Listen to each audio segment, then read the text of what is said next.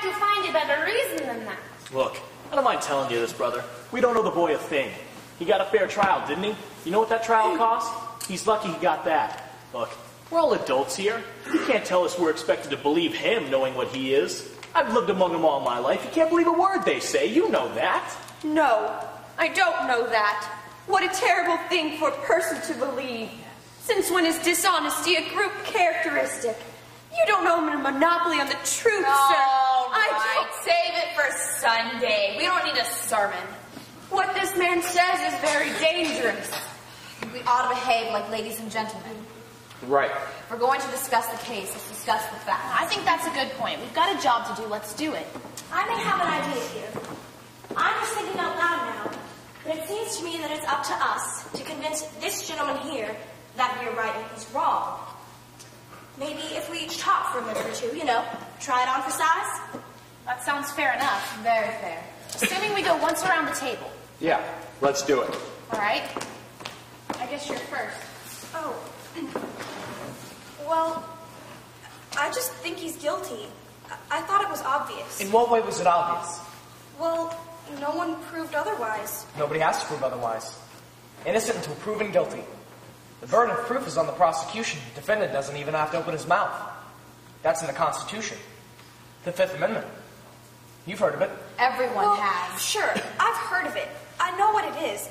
What I was trying to say was... Well, anyway, I just think he's guilty. No reasons? Just guilty? There's a life at stake here. All right, let's get to the facts. Number one, let's take that old man who lived on the floor right underneath the room where the murder took place. At 10 after 12 on the night of the killing, he heard loud noises in the upstairs apartment. He said it sounded like a fight. Then he heard the boy say to his father, "I'm gonna kill you." Second after that, he heard a body falling. Then he ran to the door of his apartment, looked out, and saw the boy running downstairs and out of the house. Then he called the police. They found the father with a knife in his chest. And the coroner fixed the time of death at around midnight. Right, now, what else do you want? It doesn't sound right to me. The boy's whole story is flimsy. He claimed he was at the movies. That's a little ridiculous, isn't it? He couldn't even remember what picture he saw. That's right. Did you hear that? You're absolutely right.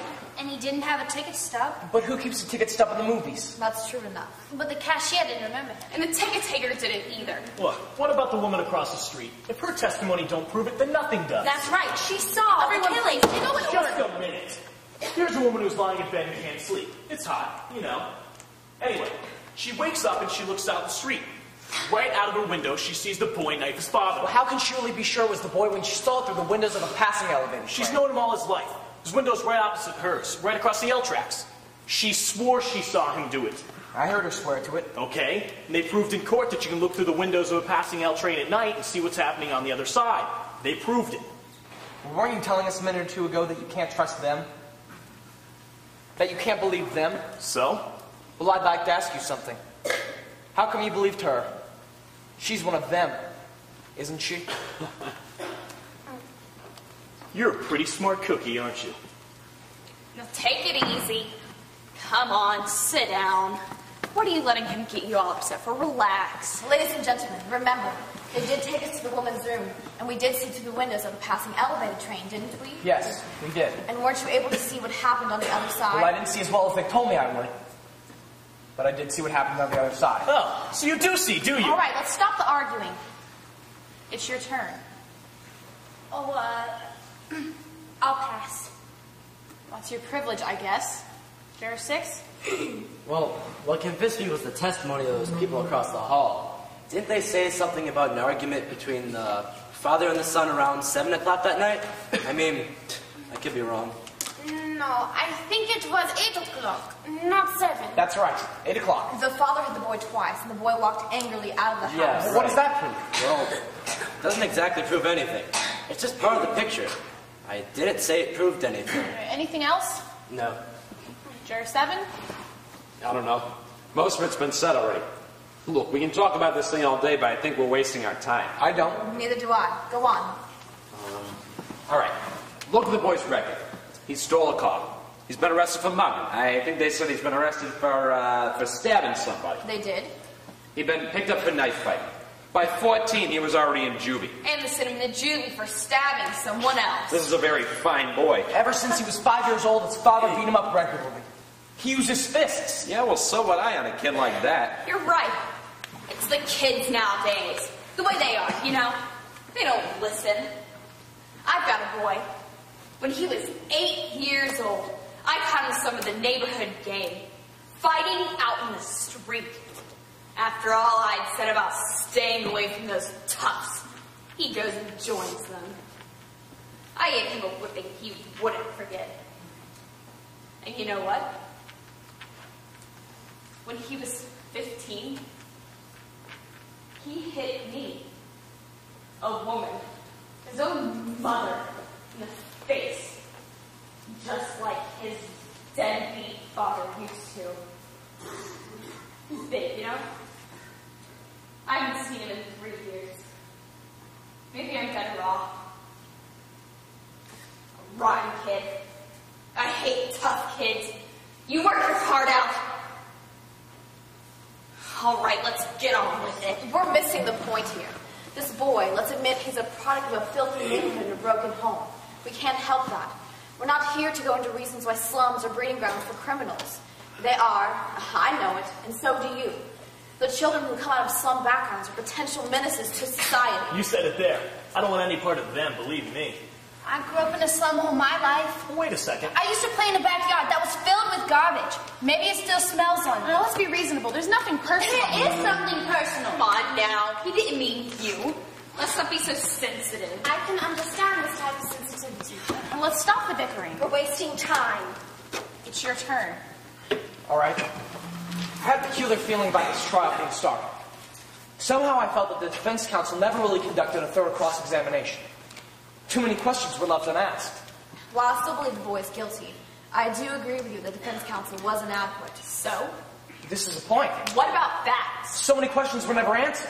And what about the questions that were answered? For instance, let's talk about that cute little switchblade. You know, the one that fine, upright boy admitted buying. All right. Let's talk about it. Let's get in here and have a look at it. I'd like to see it again. Madam Foreman? I don't see why we have to look at it again. We all know what it looks like. What do you think? The gentleman has a right to see exhibits and evidence. Fine by me. This knife is a pretty strong piece of evidence, don't you think? I do. Let's get the sequence of events right as they relate to the switchblade. Well, the boy admits going out of his house at 8 o'clock after being slapped by his father. Punched. Boy said he was punched. All right, punched. He went to a neighborhood store and bought a switchblade, which is a crime in and of itself. The neighborhood storekeeper was arrested the following day when he admitted to selling it to the boy. I think we all agree it's an unusual knife. Pretty hard to forget something like that. The storekeeper identified the knife and said it was the only one of its kind he had in stock. Why did the boy get it? As a present for its friend, he says. Am I right so far? Right. Next, the boy claims that on his way home, the knife must have fallen into a hole in his coat pocket, and he never saw it again. Now there's the story. Now what actually happened was the boy took the knife home, and a few hours later stabbed his father with it, and remembered to wipe off the fingerprints. Here you go, ma'am. May I? Everyone identified this knife for this case. Now you're trying to tell me that someone picked up the knife and took it to the boy's house and stabbed his father with it just to be amusing? No. I'm saying that it's possible that the boy might have lost the knife and then somebody else stabbed the father with a similar knife. It's possible. Take a look at that knife. It's a very strange knife. I've never seen one like it before in my life. Neither had the storekeeper who sold it. Aren't you trying to make us accept a pretty incredible coincidence? I'm not trying to make anyone accept it. I'm just saying it's possible. And I'm saying it's not possible. What is that? Who do you think you are? Please, let's be quiet. They're not exactly the same. Where did you get that? I got in a little junk shop around the corner from the boy's house. It cost $18. Now you listen to me. I'm listening. You pulled a real smart trick here, but you proved absolutely zero. Maybe there are 10 knives like that, so what? Maybe there are. The boy lied and you know it. And maybe he didn't lie. Maybe he did go to the movies. And maybe the reason the cashier didn't remember him was because he snuck in. And he was ashamed to say so. Now, is there anybody here who didn't sneak into the movies once or twice when they were young?